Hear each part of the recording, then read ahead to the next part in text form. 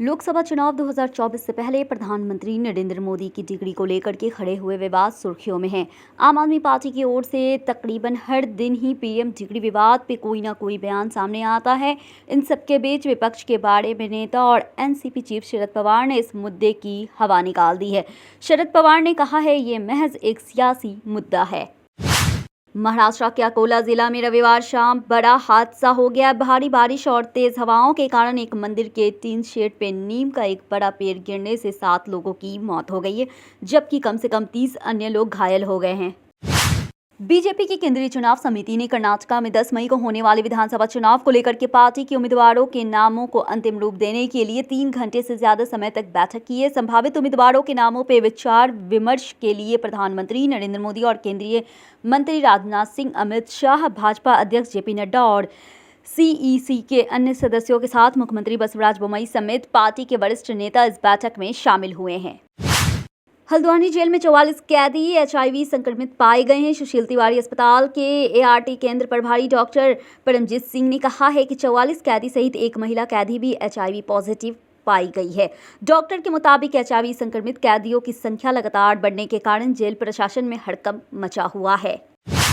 Bharatiya Janata party के वरिष्ठ नेता रविवार को ईस्टर के मौके पे केरल में विभिन्न प्रभावशाली विपक्ष के आवास पे पहुंचे। उनके इस कदम को 2024 के आम चुनाव से पहले अल्पसंख्यक समुदाय को अपने पल्ले में लाने की कोशिश की रणनीति की तहत ईसाई समुदाय तक पहुंचने और बनने की पहल के तौर पे देखा जा रहा है। वहीं केरल में सत्तारूढ़ मार्क्सवादी कम्युनिस्ट पार्टी और मुख्य विपक्षी दल कांग्रेस ने भाजपा नेताओं के बिशप के आवास पे जाने को मजाक करार देते हुए कहा है ये भाजपा के दोहरे मापदंड को दिखाता है।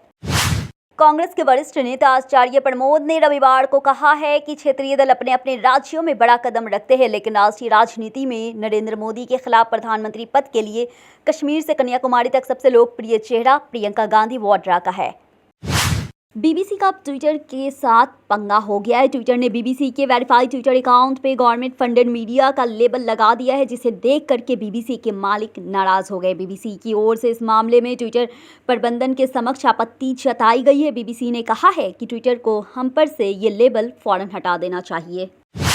अमूल ब्रांड के तहत दूध उत्पाद बेचने वाली गुजरात सहकारी दूध विपणन संघ लिमिटेड की दूध के दाम बढ़ाने की फिलहाल कोई योजना नहीं है। Gujarat corporative milk marketing federation limited में मैनेजिंग डायरेक्टर जयंत मेहता ने दूध की कीमत के बारे में पूछे जाने पे कहा है फिलहाल हमारी कीमत बढ़ाने की कोई योजना नहीं है। कोविड काल के बाद घरों की खरीद में भारी उछाल देखा जा रहा है और इसका असर हाउसिंग सेक्टर में बिना बिके घरों की संख्या में कम होने के रूप में देखा जा रहा है। देश के 7 प्रमुख शहरों में बिना बिके घर यानी अनसोल्ड हाउस की इन्वेंट्री लगातार घटती जा रही है। इसका अर्थ है कि घरों की बिक्री में उछाल देखा जा रहा है और रियल एस्टेट सेक्टर एक बार फिर उत्साहपूर्ण माहौल की तरफ जा रहा है। राजस्थान के पूर्व उप मुख्यमंत्री सचिन पायलट ने बीजेपी की सरकार में हुए भ्रष्टाचार की जांच की मांग पे नेता प्रतिपक्ष राजेंद्र राठौड़ ने पलटवार किया है। उन्होंने कहा है कि पायलट को कांग्रेस सरकार के 4 साल महीने के कार्यकाल में हुए भ्रष्टाचार की भी निष्पक्ष जांच की मांग करनी चाहिए। राठौड़ ने राज्य के पूर्व उप मुख्यमंत्री और प्रदेश कांग्रेस अध्यक्ष रहे सचिन पायलट की प्रेस कॉन्फ्रेंस में प्रतिक्रिया में ये बात कही है। कांग्रेस नेता सचिन पायलट ने राजस्थान की अशोक गहलोत सरकार पर फिर से हमला बोला है। पूर्ववर्ती बीजेपी सरकार के भ्रष्टाचार पर कार्रवाई के लिए 11 अप्रैल जयपुर में अनशन करेंगे। उनकी इस घोषणा के बाद अखिल भारतीय कांग्रेस समिति के प्रदेश प्रभारी सुखजिंदर सिंह रंधावा ने कहा है कि पायलट का इस तरीके से संवाददाता सम्मेलन करना ठीक नहीं है। रंधावा ने कहा है उन्होंने प्रभार संभालने के बाद से पायलट के साथ 20 से अधिक बैठक की, लेकिन पूर्व उप मुख्यमंत्री ने उनके सामने भ्रष्टाचार का मुद्दा कभी नहीं उठाया। रंधावा ने कहा हमने कोई मुद्दे के बारे में बात की, लेकिन उन्होंने ये मुद्दा नहीं उठाया और फिर प्रेस के पास जाना और ये कहना कि हम भ्रष्टाचार पे काम नहीं कर रहे हैं। दिल्ली दंगे मामले में आरोपी जवाहरलाल नेहरू विश्वविद्यालय के पूर्व छात्र शर्जील इमाम की जमानत याचिका पे आज हाईकोर्ट सुनवाई करेगा। शर्जील की याचिका न्यायमूर्ति सिद्धार्थ मृदुल और न्यायमूर्ति तलवंत सिंह की पीठ के सामने सुनवाई के लिए सूचीबद्ध है। चीन से तनाव के बीच केंद्रीय गृह मंत्री अमित शाह आज 2 दिन के दौरे पे अरुणाचल प्रदेश पहुंचेंगे। वहां चीन सीमा से सटे गांव के बिट्ठू में वाइब्रेंट विलेज योजना लॉन्च करेंगे। योजना पे 4800 करोड़ रुपए के खर्च होंगे। उनका दौरा काफी अहम माना जा रहा है।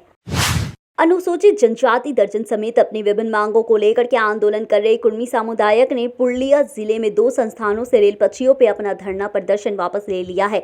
दक्षिण पूर्वी रेलवे ने बताया कि 5वें दिन रविवार को कुर्मी सामुदायिक ने पश्चिम बंगाल के पुरुलिया जिले में 2 संस्थानों से रेलवे पटरी से अपना धरना प्रदर्शन वापस ले लिया है। ट्रेन सेवाएं बहाल करने के लिए सभी कदम उठाए जा रहे हैं। भाजपा फिर से सत्ता में आने के लिए पुरजोर तरीके से चुनाव प्रचार प्रसार में लग गई है। हाल ही में पीएम मोदी ने कर्नाटका को बड़ी स्वागत दी है। साथ ही जनता को साधने के लिए सीएम बोम्मई भी कई लुभाने वादे कर चुके हैं। इस बीच कांग्रेस नेता रणदीप सुरजेवाला ने बड़ा हमला बोला है। उन्होंने कहा है, भाजपा कर्नाटक में सत्ता में वापस नहीं आएगी और आगामी कर्नाटक चुनाव में राज के लिए कांग्रेस पार्टी ही एकमात्र विकल्प है। अडानी मामले पर शरद पवार द्वारा दिए गए बयान के बाद अटकलें लगाई जा रही है कि विपक्ष में फूट पड़ गई है। लोगों का कहना है कि एक मुद्दे पे पार्टी के नेताओं की अलग अलग राय होना आपसी मतभेद है। हालांकि अब राज्यसभा सांसद कपिल सिब्बल ने इस मामले को लेकर के चुप्पी तोड़ी है। उन्होंने कहा है, अगर पार्टी के 2 नेता अपना अपना विचार रख रहे हैं तो ये विपक्ष में फूट पड़ने का उदाहरण नहीं है।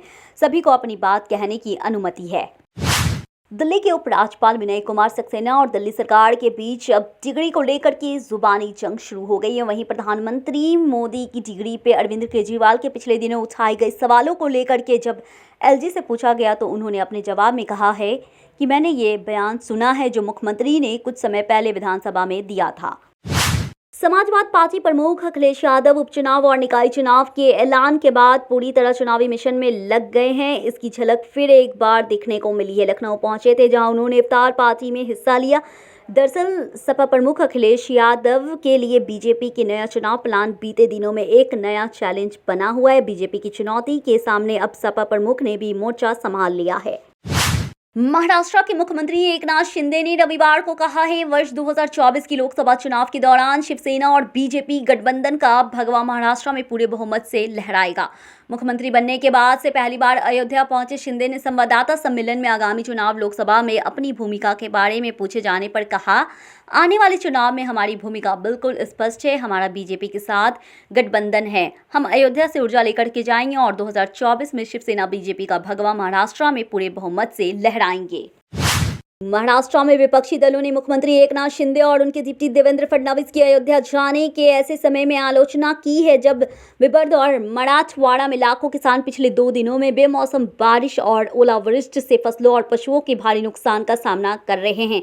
विपक्ष ने इस दौरान समय की आलोचना की है। शिवसेना के नेता आदित्य ठाकरे, सांसद संजय राउत और विधानसभा की पार्टी के नेता अन्बदास दानवे ने अयोध्या दौरे के समय की आलोचना की है। बिहार के मुजफ्फरपुर दौरे पे पहुंचे केंद्रीय गृह राज्य मंत्री नित्यानंद राय ने प्रदेश की महागठबंधन सरकार पे जम के निशाना साधा है। उन्होंने आरोप लगाया है कि ये अपराधियों को संरक्षण देने वाली सरकार है। राय ने आगे कहा है, यही वजह है कि इस वक्त बिहार में अराजकता की स्थिति है। केंद्रीय मंत्री ने कहा है, महागठबंधन की इस सरकार में अपराधियों को सरकार का संरक्षण प्राप्त है। यूपी में निकाय चुनाव की घोषणा से पहले कुछ देर पहले योगी आदित्यनाथ एक सभा में मौजूद थे। इस दौरान उन्होंने राज्य सरकार की 6 साल की उपलब्धियां गिनाई और निकाय चुनाव समेत 2024 लोकसभा चुनाव में जनता से कमल खिलाने की अपील की। बता दें कि यूपी निकाय चुनाव की घोषणा कर दी गई है। राज्य निर्वाचन आयोग के मुताबिक 4 मई को निकाय चुनाव की शुरुआत हो जाएगी, जो सिर्फ 2 चरणों में होगी। पहले चरण में 4 मई को वोटिंग, जबकि 11 मई को दूसरे चरण की मतदान होगा।